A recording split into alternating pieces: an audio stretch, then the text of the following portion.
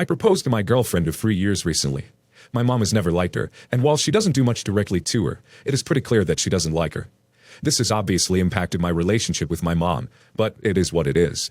My mom has quite a bit of jewelry. Some of it is from an inheritance, and she has mixed feelings about it because of who gave it to her. A lot of it is from her husband. I recently had a fight with my mom because she made a comment comparing my success to my sister, and totally ignored the fact that my sister has had everything handed to her by her father. I was pissed because she was comparing my sister's luxury condo to my starter house, and just acting like her husband didn't buy that condo. My mom apologized and said I was right, and she feels bad that my sister has been given everything and I haven't. She asked if there was anything I could do to help and offered to buy me a car. I said my car was fine, and if she really wants to help, she could give me a ring to propose.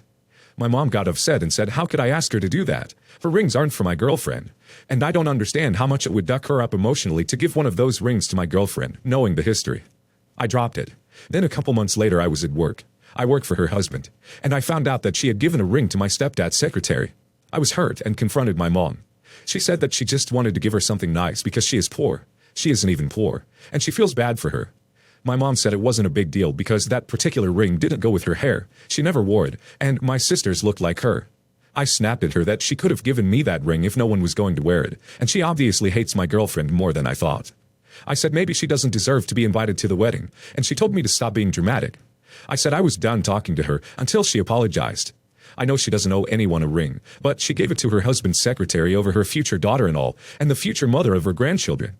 My stepdad called me pissed off and said my mom was crying, and I'm entitled for demanding a ring, and I should care more about my mom's mental health knowing this jewelry was left to her by an aggressor. You asked her for a ring, she said no. Then she chose to give one of her possessions away, and somehow that gives you the right to have her property. It's obviously about so much more, but for this, yes, you're the a-hole. You're the a-hole. The rings belong to your mom. She can give them to whomever she feels like giving them to. A random ring your mom is getting rid of because it doesn't match her hair doesn't even seem like a good engagement ring. There is no sentiment there. It's just a random ring you happen to get your hands on. Edit. And if the ring was from an aggressive partner, that's the wrong kind of sentiment to pass on. That seems worse than no ring at all. You're the a-hole. It's not your property, and she doesn't owe it to you. She could have donated it or had it melted down, and it still wouldn't be your business. Your mother's relationship sounds strained, and you and her need to figure that stuff out as your fiance becomes part of the family dynamic. As an info, she offered to buy you a car? Why do you want some random ring from her collection, especially if it has a loaded history? Did you ask her for help to get you into getting a new ring for your fiance? You know, something in a style your fiance might actually like and one that doesn't have a weird history with your mom? Once again, your mom doesn't owe you a ring, new or old, but seems weird you'd want just a random ring to offer your fiance anyway. I didn't think to ask for money for a ring, probably should have. Most of the rings are my fiance style. We've talked about ring styles before, and most of these are pretty classic and very much her style. My wife Taylor and I got married a little over 2 years ago. It was supposed to be a beautiful day, and was something she had dreamed of her whole life. But unfortunately, during the reception, a family friend, Ken, intentionally spilled food and a drink on her dress, which obviously devastated Taylor. This was pretty early in the reception, and there was no way to get it out. So the night was ruined for her, and Taylor struggled greatly to move past this. Obviously, Ken was thrown out of the venue, but we did bring him to court for the damage. He opted to just pay without going through with the court date, and has flat out admitted he did it on purpose. His reasoning was he had a thing for my mom, was wasted, and thought that would impress her. Apparently my mom, unbeknownst to us, was angry because Taylor told people we were engaged at my mom's milestone birthday party, and my mom told Ken that, and he got this brilliant idea to woo her. Anyway, my mom initially sided with us, but later began dating Ken, and told us to get over it. I told her it was us or him, and she picked him. I lost my mom and both of my sisters over this guy, and Taylor lost out on her dream wedding. I haven't seen my mom since, but I did know through the family that she and Ken were getting married. I tried to keep this from Taylor as it would hurt her, but she found out. Recently my cousin Emily came over. Emily is the only family I have left due to Ken, so I do value the relationship. Emily mentioned how she had spent the weekend in a nearby vacation town for my mom's wedding, and was just saying how much she liked the town. But Taylor snapped at her and said she didn't want to hear anything about my mom's wedding. Emily said she understood. About 20 minutes later, Taylor asked if she wanted to stay for dinner, and Emily said she couldn't as she has my mom's dogs at the moment. So obviously she is on her honeymoon. Taylor lost it and said Emily can't be this stupid and must be trying to hurt her for some reason. She began to get emotional and said that her wedding was stolen and she doesn't want to hear anything about my mom being happy or having a wedding. I gave her a hug and tried to calm her down. She told me to make Emily leave, and I said that didn't seem fair as it was probably a mistake. Emily said she said not to talk about the wedding, and she didn't realize she couldn't even talk about the dogs. Taylor asked if I was really not going to do anything, and I said I didn't feel right kicking Emily out. Emily left on her own, but Taylor ended up in tears and was angry with me. Not the a-hole. Your wife is over-exaggerating here. I can sort of understand the wedding drama, but asking you to kick out the last family member you have is cruel and disrespectful. P.S. What the duck is wrong with your mom? Not the a-hole. It sounds like your wife hasn't healed from her wedding experience, and it is still very much hurting. That being said, Emily did nothing wrong. She respected both of your boundaries and did nothing to intentionally hurt anyone. I can understand why your wife would be upset, but her reaction was out of line and put your relationship with Emily at risk. Not the a-hole, but your wife needs a do-over wedding moment. Having something spilled on her dress isn't the worst thing that can happen, but for her, her dream was broken, and she needs to experience her new dream. Ask her what her new dream is, and start planning for it. Planning to experience her new dream can be extremely healing. Maybe she would like a trip somewhere, and a white dress, and a photographer to capture her on the beach, or in a garden, whatever she wants. My brother was married to my best friend Elle for a decade. They had 2 children together, Milo, who was 8, and Piper, who was 7. Elle was diagnosed with cancer 3 years ago and passed away almost a year later. The kids were 5 and 6 years old. My brother met Danny after a few months and began dating her soon after. He and Elle's family had a big falling out because he told them he was hoping Danny would take their mom's place and that they would embrace her as their new mom, and wanted Elle's family to take a back seat so that could happen. They asked how he could erase Elle, and he told them she's dead, and he and the kids aren't, and he didn't want them holding a candle for a dead mother the rest of their lives, while they could have a living one. When they told him they loved the kids too much to disappear, he told them they could maybe arrange a phone call every Christmas. They decided to take him to court, and were granted grandparents' visitation, as the judge saw it in the best interest of the kids, so they would maintain a relationship they already had with their deceased mother's family. My brother and I also had a strained relationship, because he also tried to get me to erase Elle. On to Danny. She and my brother married a few months ago, and hates Elle's family. She has accused them of caring more about themselves and Elle than the kids, because they denied them a more whole family. She visibly shows annoyance when the kids mention Elle. She blamed me when the kids told her they weren't going to call her mom. She and my brother asked if they would, and the kids weren't interested. She was also unhappy they spent Mother's Day with Elle's family, and not her, and even told the kids. Not too long ago she confronted me, and said my contact with Elle's family sends the kids the wrong message, and that I clearly have a favorite sister-in-law, which isn't fair. I told her Elle was my best friend since we were 4. Her family and I are close, and of course we remained close when she married my brother. Danny told me I need to stop seeing them or else. She told me she is tired of being second best, and not being chosen by the kids. She said they don't even try to let her in. We argued, and I told her that her being jealous and controlling will always make her second best, unless she learns to embrace that she did come after Elle in our lives. She lost it, and my brother told me loyalty should be with him and Danny over Elle's family. He also told me I was insensitive with Danny. Am I the a-hole? Not the a-hole. It's giving, I have moved on, and the fact that my kids won't also totally erase dead wife from their lives is pretty ducking inconvenient for me, to be honest. Like, who the actual duck says things like, he wants the new girlfriend to replace their mother. He doesn't want the dead wife's family to see the kids, and he doesn't want his kids holding a candle for a dead mother when they could have a living one. Disgusting. Not the a-hole. Your brother and Danny are the a-holes. It is horrible that the children have lost their mother, but it is even worse that they try to erase her. That is not healthy for them. It should be considered psychological aggression to make them give up the memory of their mother like that, and love a stranger, because that is what Danny is. Plus, she seems like the evil stepmother forcing them to love her. She would do better if she tried to be more like a friend or an aunt.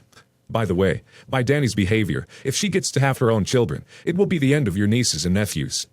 So very much not the a-hole. Danny isn't the biggest a-hole here, though. Your brother is.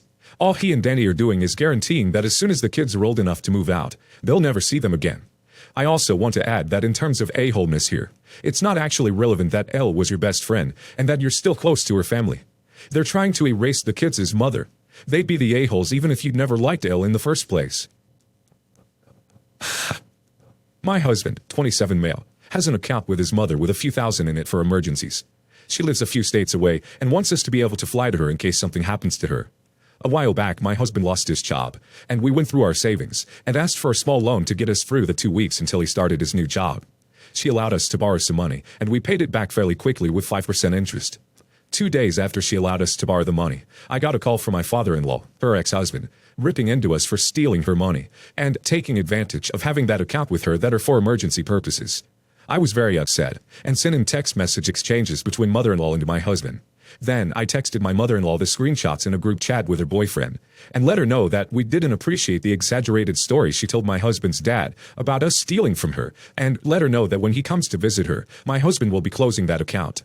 Since then, I've made a point to record our conversations in case anything like that happens again.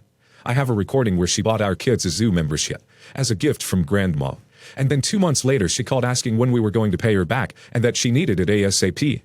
I responded with letting her know that she said it was a gift, and that a gift implies that no repayment is expected.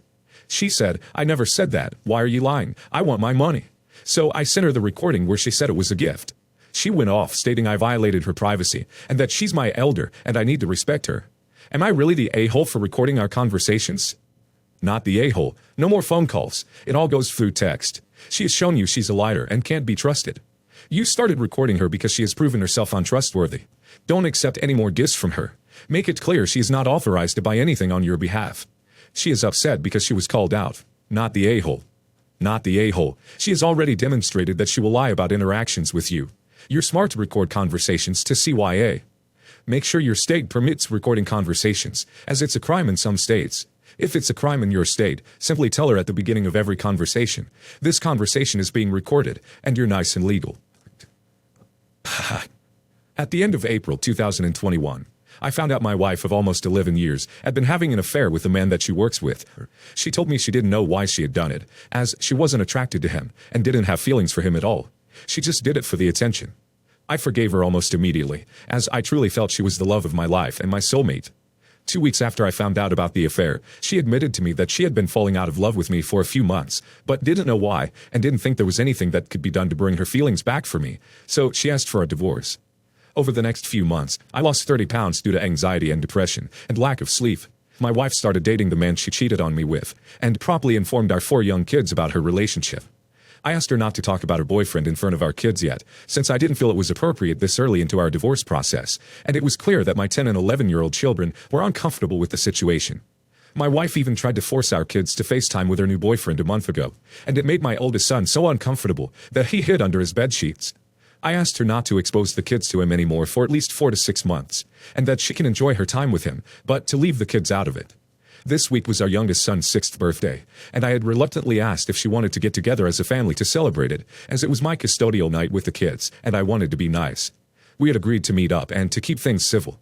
The night before the party, my wife FaceTimed my kids while she was at her new boyfriend's house, which made me sick to my stomach and made my kids visibly uncomfortable. So after the call I texted her and told her I didn't think it was a good idea to get together for the party anymore, because of how anxious I knew I would be around her, and I didn't want to say or do anything in front of our kids that I might regret. She was very upset about this, because she wanted to be able to see our son on his birthday. To which I responded by telling her, divorce sucks, and if you wanted to see and speak to our kids every day, that she shouldn't have cheated, and asked to end the marriage. I also informed her that I do not want her calling our kids on their days with me anymore, as it's my court-appointed time, and since my son's birthday fell on my night, this means I didn't want her to call him. I said if our son asked to call her, I would let him, but he never did. She tried to get her attorney involved, but he told her there's really nothing legally wrong with my request, and not much he could do. Needless to say, she didn't get to talk to him or see him on his birthday because of her actions. Am I the a-hole in this situation? Not the a-hole. You didn't have to offer her any time with your son on his birthday if it's a day he was in your custody. You did so to be generous. You have asked her previously to be discreet about her new relationship around the kids you share, and she's flouted that over and over. I'm pleased her attorney saw sense that there wasn't anything wrong with what you said or did. You actually seem to be putting your kids' feelings first, while she seems keen to move on and pretend everything is okay. Keep doing as you are. Everyone sucks here. Your wife more, but still. She cheated. She's bringing her new boyfriend around the kids in a way that makes them uncomfortable. She's an a-hole. But you suck too. Your kids are not a weapon to teach her a lesson. Does she have a legal right to talk to her son on his birthday? No. But come on. She's a mother wanting to wish your child a happy birthday. You could put stipulations around it like you'll be monitoring the call and will end it if she involves the boyfriend. Sure. Cutting her off from her children completely when they're with you is really about punishing her. It does your children no good to be refused contact with their mother when they're with you. You can prevent a call involving her boyfriend when they're with you, but they're still going to have that when they're with her. So what are you accomplishing?